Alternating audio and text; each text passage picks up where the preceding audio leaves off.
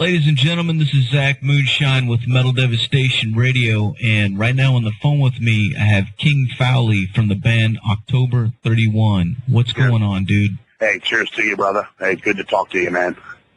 So tell everybody what's going on right now in the world of October 31. Well, we have the new album that just came out on Hell's Headbangers called Bury the Hatchet, and that's getting some good reviews right out of the gate, which is cool. It's long overdue. It's been about 7, 8, I guess, almost 9 years.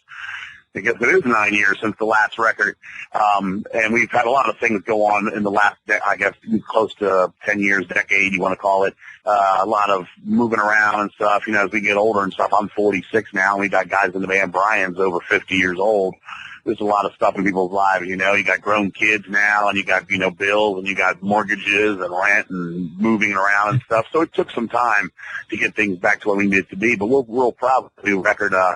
It's 100% just traditional heavy metal. It came out really, nice sound, produced, and everything like that. Hell's Headbangers gave us a hell of a push, and right now we're just getting ready to do a bunch of shows. We're off next week to St. Louis on Friday. We're playing with Raven and Night Demon on that tour. And then Saturday we're playing in Chicago at a place called Reggie's with Sabat from Japan and Metal Lucifer and Skull View and a bunch of bands there in celebration of RIP Records, which was the original label for October 31 in 1997.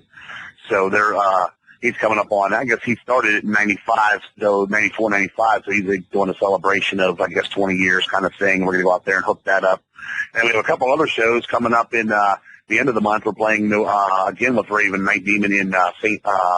Vitus in Brooklyn, New York on a Friday. Then we're doing a one-off headliner thing on Saturday, the 22nd of November in a place called Ralph's in Massachusetts. And then we have one more show for the year, which is the next day, Sunday the 23rd in a place called the Metro in Baltimore, Maryland, again with Raven and Night Demon. So we got a bunch of Raven shows coming up. We're kind of like jumping on that tour for a few shows. And then other than that, we're just working on some more cover songs for live, and then we'll start talking about the next record and what our next plans are. But we've been really busy. We've done a lot this year, and we're really proud of what we've accomplished this year.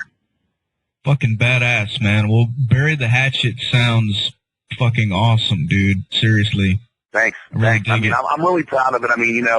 Being beat up, and I have my other band Deceased vocally for so long doing stuff, and all my years of partying and stuff, which is now long behind me. But my voice is pretty shot and stuff, and I've always wanted to be a quote-unquote singer. I've always looked up to, really good singers, whether it be something in the mid-range like a Dio type, which is a great heavy metal style, or something more up, higher up, it would be a Dickinson or the Halford in his day. I always looked up to that kind of stuff, and I always wished I could sing like that, but I can't. But I do my best to try to, make it at least interesting and not cringingly bad, if that makes sense to you. Because, there's not a lot of real, quote-unquote, singers in metal. There's a lot of people that try, and there's some people that kind of do it, and, they're better than others and stuff. But I like to at least give it some kind of personality to it. So I'm happy on that part for me. I love what the band's done, playing-wise. We have a new drummer and a new guitar player on this one, a rhythm guitar player for this record, and they're younger guys, Sean on drums and Matt on guitar, and they're younger guys and stuff, but they fit right in with us older fogies like me and Brian, who are like 46 and 50, and then you got Jim on bass, who's been with us pretty much since the beginning, and he's getting up there in age too. I think he just turned 40, so we're getting older, but it's still in our blood, it's still in our heart and soul. There's 110% fucking passion. Hell yeah, man. Yeah, you guys have been around for quite a while now. How going back, how did you guys get this thing started? It was funny. I answered my phone one day when I was living in Virginia. This was 1995, and there's this hillbilly on the other end of the phone. It just has this real. I'm from Virginia, so I got a little twang to my voice. And you say you're from Tennessee, right? So we probably all know the twangs and stuff. He was up in Elkin, North Carolina, and he was real Southern drawl to him, and he just said, "Hey man, this is Brian, and I'm from a band called Overlord, and we want to play some shows with your band, Deceased. I heard about you, got your number from somebody." And he's just going on and on and on. I'm like, "Yeah, sure, let's get together. Where are you from?" We learned all that stuff. We, talked a little bit on the phone, and then at some point we started talking about how it was a shame how heavy metal was so shit-ass dead to a lot of people at the time, because, in 95, I don't know how old you are, but in 95, it was pretty fucking flat out, with a few diehards, and that was all there was. And I told him, I said, we should just get out and play some of this shit just for fucking shits and giggles. And he's like, that'd be fun as hell. And we just, for some reason, started talking about the old band Uriah Heep and this one album, Abominog, which we both had this big passion for. And we said, let's do it. He said, well, hell, I can come down there. I said, well, I play drums and, I could sing for it. And I could at least try, because I was thinking of clean vocals right out of the gate. And he goes, I got a rhythm player and a bass player. I could come down there in, 2 or 3 weeks. I could bring some riffs with me. I said, let's do it. Within the month, he was down at my house, and we wrote 3 original songs the first time, and we learned Jag Panzer and a Warlord cover right out of the gate. And I was like, this is fun as hell. So we went and recorded this demo tape just for fun again at this place on an 8-track at a friend's house, and passed it around to a few friends. And they were like, this is fucking really good. This is really catchy. This is missing in today's metal music scene. And I was like, yeah, thanks a lot. And all of a sudden I get this call from this guy, Stan, which we're back to the RFP Records guy. And he was like, dude, I love your fucking demo. I'd love to do a record with you. I'll give you money to record it. And I'm thinking, whoa, this is fucking crazy out of left field. Because I already had, by that time, Deceased had already been together almost 10 years. So it was just like, wow, this was pretty fucking easy. And we got it out, and all of a sudden, like, not so much in America was a big deal, but over in Europe, we were getting Album of the Month and stuff at Metal Hammer and Hellion Records, which is a big mail order over there in Germany. They were like freaking out, and they kept buying the record and importing it over and over and over and over. And we were like, wow, this is pretty fucking weird. And the next thing you know, like, kind of the metal started coming back anyway. We were kind of at the forefront of it, We were just some underground band having fun with it. And from there, it just took off. I mean, we just started rolling and rolling. And the next thing you know, we were signed to Metal Blade for a while. And they took us over and got us over to Wacken Festival in 2000. And we're playing in front of 20,000 people and, playing shows with Angel Witch and shit. It was fucking nuts. Fucking awesome, man. The name itself, October 31, how did you guys come up with that? I've just always been a big fan of this time of year. Obviously, tomorrow's Halloween. I've always been a big fan of the weather and just the spooky vibe. I don't know how it is down your way, but where I live in Virginia a lot, and even in Pennsylvania here, it's a real spooky. The leaves are dead, and it just has that creepy kind of like the reapers flying through the air. It's a spooky kind of fun yet menacing kind of vibe, and it just kind of fit what I was thinking in the band's kind of way with that heavy metal kind of. I've always been, a big fan of the dark heavy metal stuff. So it just seemed cool. Some people get confused, and we kind of have this thing in the band where if people don't, you did it right. When people pronounce it October 31st, which I guess is kind of like the correct English, kind of like, oh, they're posers, they don't get us. But the people that say October 31, which we always like because it's kind of a twist on, on words a little bit. It's almost like the Def Leppard misspelling or something like that kind of thing, or Led Zeppelin misspelling, but it's our way of saying October 31. And it just fit right from the get-go. Oh, yeah. Well, I mean, there's no ST after the 31, so I just assumed. you got it right. We always do say that. We'll say, this guy understands us, man. He gets what we're about, Fuck yeah, man. This album art on Bury the Hatchet, dude, it's fucking awesome, dude. You can literally sit there and just stare at this thing the entire time you're listening to the record. How did you guys come up with that? It was an idea I had for a little while. It kind of all fell into place because it's kind of weird because we had the art sitting for a while before we actually even did the album, and it kind of helped me with my themes and stuff for the record, kind of find that vibe, which the title track, Bury the Hatchet, kind of fits in with that, where, it's about this guy that escapes this mental thing, and then he goes trick-or-treating, kind of tries to blend in and stuff, and he ends up at the old lady Higgins, which is the lady on the cover there, his house, and he goes in there, and he fucking throws an axe to her and walks off, and he's just in the night, and the kids are unaware, and then they start seeing her through the window, and they're like, start freaking out, and that's kind of what the title track is about. It was an idea I had, just something out there. I was like, yeah, I'd like to do something with an old lady with, Bury the Hatchet, you're probably going to see, we're going to think you're just going to see some guy with a hatchet through his head. I was like, let's take a decent old lady, that just wants to give out candy and stuff and enjoy Halloween, and let's just fucking cut her, bash her to shit with a fucking hatchet. And, you see the guy with the October 31 patch on walking away, it's him, and it was all in good fun. I love the guy. I love the way that, the colors came out and all the little attractions and all the Halloween stuff. And there's little inside stuff if you really look. If you look on her wall, she's got Bing Crosby and Liberace posters on the wall like she's a poser to us, Raul Gonzalez did it, who also did the last Deceased record cover for us for Surreal Overdose, and he did it exactly what I wanted. I mean, he sat down and said, let's get Frankenstein on the TV, and then he made the cookie missing, and you see the guy eating the cookie like, he's been there kind of thing. Just a lot of little inside things, from the Black Cat and just the whole Halloween decorations of it all. The coloring is very nice, too. Yeah, that is really cool, man.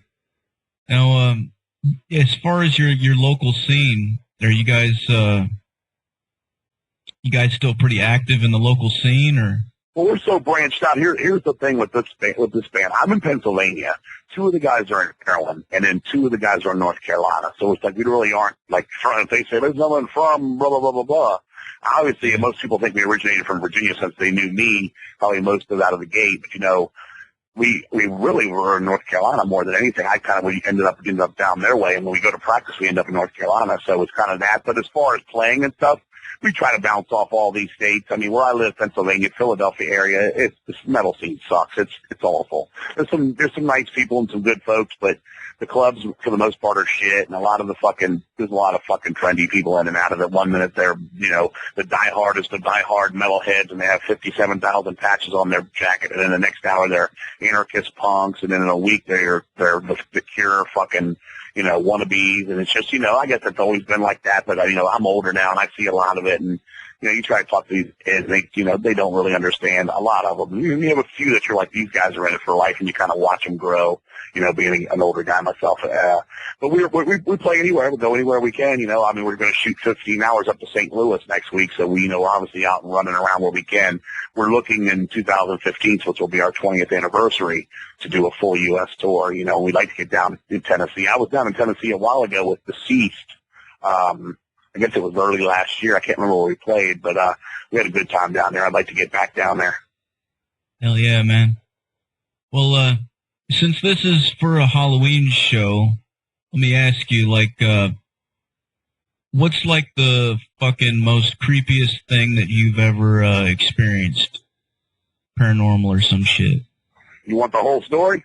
It'll take me about 5 to 10 minutes to tell it. You want it? Sure. Okay. About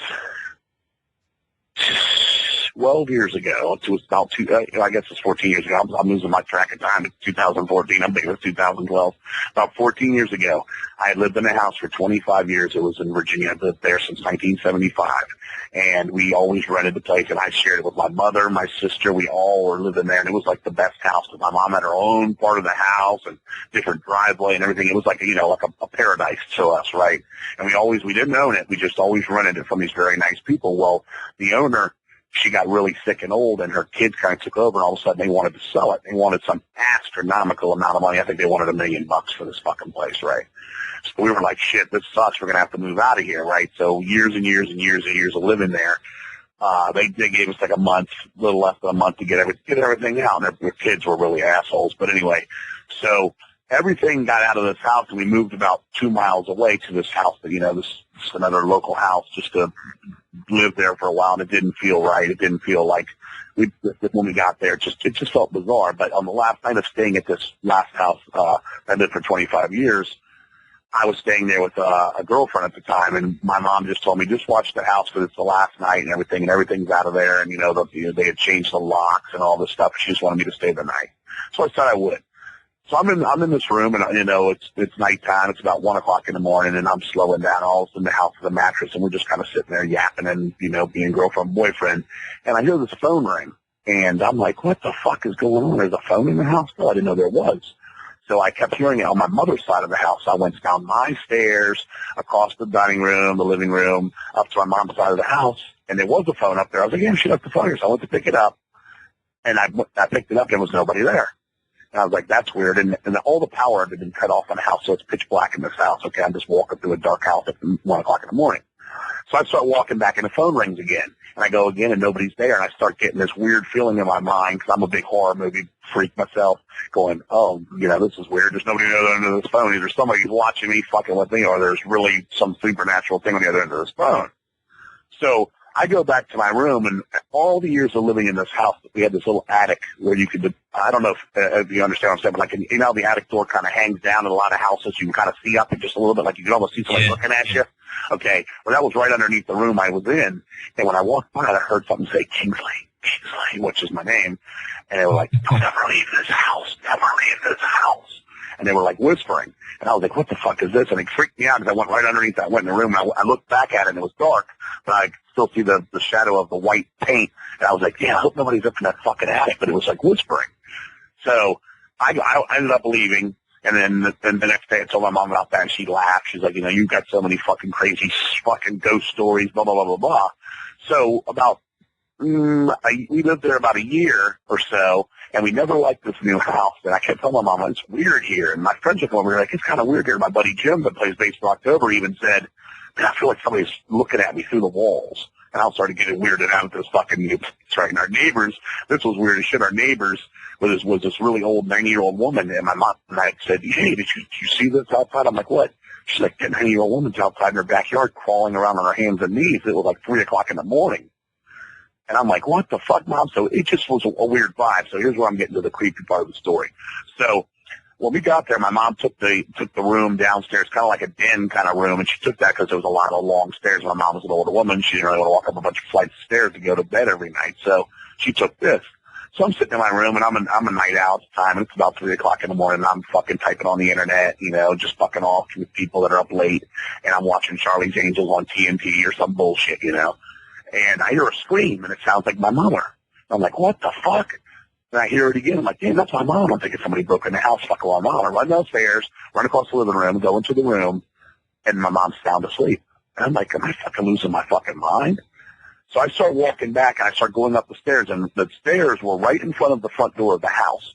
And I heard this, I look, and the doorknob's turning. I'm thinking somebody's going to come in this fucking house. What's going on? But nobody ever did. And there was a fucking window on the door, glass window, but there was a little what do you call it? Like a curtain over it.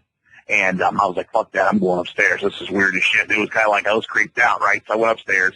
So the next day my mom comes home from work, and I tell her, Mom, check this out. And she's like, what? I was like, last night you were screaming like you were fucking being murdered. And she starts fucking laughing. She's like, you're those fucking ghost stories again, right? So I go into my room, and that night, 2 o'clock in the morning, I start thinking about the night before, and sure enough, I fucking hear it again. So I go downstairs, and I'm like, oh, Mom fucking with me, right? And she's sound asleep. I can't even wake her up. So I go back upstairs, and I get to the top of the stairs, and our dog comes out. And our dog's looking at me and sitting on my lap, and I'm looking downstairs, and the doorknob starts turning again. And I'm like, this is fucking weird. Fuck this. I went to bed. So the next day, my mom comes home again, and I tell her the same thing happened last night. She's like, oh, you're fucking pulling my leg. This is bullshit. This is crazy, right? And I'm like, no, Mom, I'm serious. And my brother just happened to be sitting there at the time, too. And my brother said, yeah, last night I was sleeping because I sworn I heard something in the speaker saying you're going to die in that house. And everybody got all weirded out. I'm like, really? My brother's name's Ernie. I was like, Ernie, man, are you serious? He's like, I'm serious, man. Something came on my stereo speakers in my room. I was asleep. It woke me up. And I'm like, that's crazy as shit, right? So I told my mom the whole story, and I said, yeah. And then I brought up the first time I didn't bring up the doorknob turning, but I said, yeah, this doorknob turned. And so I went to show her. We came out of the kitchen. I went to show her. And that's when I realized on the outside of our house, it wasn't a turn doorknob. On the outside, it was like a push your thumb down to push the door to open it kind of door. And that the doorknob was turning, but it was somebody trying to get out of the house, not into the house, because there's no doorknob on the outside to turn it. Does that make sense to you? Yeah. Okay. So my mom was like, whoa. And I just got the goosebumps now. I'm telling you a story, but I got the goosebumps then. I was freaked out. And then my mom goes, well, check this out. And I said, what? And she goes, the other night I was sitting here watching TV, and I saw death. And I said, what are you talking about, Mom? Because we're kind of an easygoing family, right? So she goes, I was watching TV. We had this big screen TV. Those were the old-timey ones where they shoot the projection of the 3 colors of the screen. I don't know how old you are, but it was like an old-timey 70s thing, right? And she said she was sitting there, and all of a sudden this like halo of it looked like bees to her or flies flew come from the door, through the door of the living room, across the TV, and into her bedroom. And then they flew back out and out the door. And she goes, I said, well, why do you get death? She goes, it just seemed like the shadow of death. It gave me a scary feeling. And I said, damn, Mom, that's creepy as shit. So we kind of dropped it, and I went upstairs. Well, the next day was, I can remember perfectly, it was my brother's birthday. It was May 3rd, 2002. And a show that weekend was October 31 one night, and then October 31 and Deceased the next night on the 4th. So I left and went to New Jersey and played on the 3rd, and then the 4th we had another show in New Jersey at a college. I came home on the 5th, and my mother was sick with the flu. And I told my mom, I said, are you okay? She's like, yeah, I just got the flu. And I said, okay. Then the next day I woke up in the afternoon because I'd been the night owl again, and it was about 3 o'clock in the afternoon, and my mom's car was there. And I'm like, damn, why's my mom here? She always goes to work. I'm going to go to work sick, throwing up in a bucket. So I was like, this is crazy. So I went downstairs. She was like, oh, I'm really fucking sick with the flu. I'm really bad off. I'm like, okay, I'll leave you alone. Get some sleep. Don't get dehydrated, blah, blah, blah, blah, blah. The next day, my brother's like, yeah, mom's really sick. I go in there and she's starting to act funny. And I'm like, what the fuck is going on? And she's starting to slur her words. I'm thinking she's had a stroke. She was 55 years old. And I was like, it seems like she's had a stroke or something. I said, this is too weird. So I told my girlfriend, she's like, you should just call an ambulance. So we brought an ambulance to the house, and my mom all of a sudden perked up, was totally normal, told these people, I'm fine, my kids are overreacting, go on away. So they left. And I was like, there's something fucking wrong. As soon as they left, she went back to, like, being this, like, couldn't speak right, and it was so fucking weird to me, bro. And so the next thing I know, my girlfriend says, they said that her blood sugar was extremely high. I'm like, well, nobody told me this. And she's like, yeah, it was 557 or something like that, which I don't know if you know diabetes or anything like that, but your normal blood sugar is 100, on fasting or lower. So I'm like, holy shit. So I'm like, what do we do? Well, this is crazy. She needs to go to the hospital. She's like, I don't want to go to the fucking hospital. She's cussing us. I'm like, this is crazy as shit. So I call up the hospital, and they're like, are you sure that your mom? So my mom is not able to make her own decisions. She's mentally unable. Can you bring somebody here? So they brought somebody there that decides for my mother if she's, out of her mind to the point where she can't make her own decisions correctly concerning her health. So they come back. They take my mom to the hospital. Against her will, they put her on a cot, and they take her to a hospital, and we get there and we find out she's got diabetes, and my mom we never knew her to have diabetes or anything, right? So I was like, well, what's going on? She's acting so weird, it's scaring the shit out of me. And they're like, well, she's got diabetes, she's in a diabetic shock, we'll give her insulin, and she'll be normal by morning, come back in the morning. So the next morning, my girlfriend worked right down the street from the hospital. She calls me, and she's like, you better get down here. Your mom has a very rare infection, and she might not make it. And I'm like, what the fuck are you talking about? So I'm immediately driving over to the hospital, and I get there, and my mom's on all these tubes. They have the whole room is quarantined, everything. I can only see her from a distance. I'm like, what the fuck is going on? And the doctor's like, yeah, she has this infection in her, and it's eating her meat away from her bones. And I'm like, what the fuck? Well, it turns out she had necrotizing fasciitis, which is something that Jeff Hanneman from Slayer got from a spider bite, and they don't know what caused it, but for some reason your immunity stops working right. And so she never recovered from a coma, and she fought and fought. They took her leg off trying to save her because that's where it originated from. She ended up dying, bro. She died 24 days after I left on my brother's birthday. She died on the 27th of May. So she went from totally normal and all this, and then I was sitting there, I'm like, damn. And so then I get this call from the landlord. They're like, yeah, you got the rent for the month. And I'm like, look, we're going to have to move out, man. My mom just passed away, and I can't cover all this money for this place. And he said, well, I'll give you 2 weeks to get your shit out. It's no problem. Sorry to hear that, blah, blah, blah, blah. So I'm sitting there, okay, and now we got everything out of the house. And it's just me, my brother, and a friend of mine who was flying into. And sadly, when he got there, he realized my mom had passed away, and he was kind of like there for the weekend. He decided to help us move all our shit out of there. We're sitting on a couch in the living room, and they're sleeping on a mattress, and they both fall asleep. My buddy Paul and my brother Ernie. And I'm sitting there on the couch, and I'm starting to fall asleep. And I'm just thinking to myself, man, this is so fucked up. A month ago, everything was normal in my world, and now my mother's dead. And I started to fall asleep, bro. And I opened my eyes, and I saw that swarm of flies my mom was talking about come into the front door, come across the same living room, go into my mom's room, come back out, and leave the house. And I was like, oh, my God, I just saw this shit. I said, I must be freaking out. I must be overtired. I must be just stressed out from my mom's death. This is so fucked up. So the morning came, and everybody came to, like, get us and take us out. The moving truck was out front and stuff, and we were going to take the stuff to storage, and everybody was going to go their separate ways for a while until we figured out where we were all going to live. And we went to grab the cat, and the cat was dead in my mother's room. And I was like, this is so fucked up. I was like, I saw this. I'm telling it. Nobody really knew the story except for me, my brother, and my mom. And since my mom passed away, it was only me and my brother. So I was telling, like, friends and stuff, and they didn't understand all this background I just told you. So we left, and I ended up staying at my girlfriend's house. And the first night I was there, I was sleeping on the floor on a mattress. And she said, I woke up out of my dead sleep. She said, I was just so exhausted from all I'd been through. And I opened my eyes, raised my head, looked at her, and then out of my mother's mouth told her, you're going to have to take care of my son now. I'm gone. He has nobody because my father passed away when I was 5 years old. So she told that to my girlfriend, and she just said the next day when this all, the next day she said, this happened last night. She's telling me this. I'm like, I did that? Really? She's like, yeah, your mother's voice came out of your body. And within 3 months, bro, I had a clot in my lung. I was in intensive care. I almost died, and she nursed me back to health. So that's my quote-unquote story of the Reaper. That is some fucking heavy shit, dude. It happened, dude. I told that story on I was on an interview one night on a Ghost Story channel, and I told that story. I've had a lot of supernatural stuff. There's more. I won't go on and on and on. That took a while to tell you, but I give you my word on my mother's grave, man. That every bit of that happened. It was scary. I'm scared now telling it to you because it tells me, it almost assures me there's something creepy going on in the world. Yeah, for sure, man.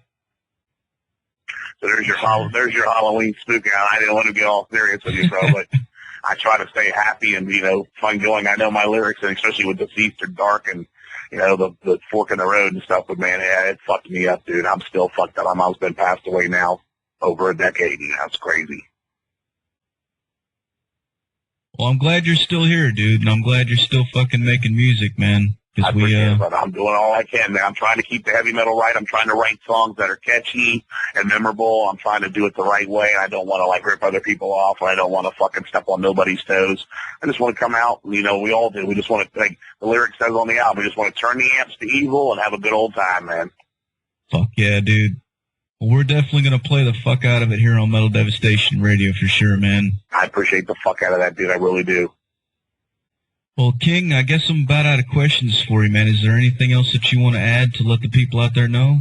Just if anybody, knows any of those places I mentioned, again, it's the Foo Bar in St. Louis. It's Reggie's in Chicago. That's the 7th of November in St. Louis, the 8th in Reggie's in Chicago of November. So it's a week from tomorrow is the first one. And then again, St. Vitus, all these saints. St. Vitus Bar in Brooklyn on Friday, the 21st of November.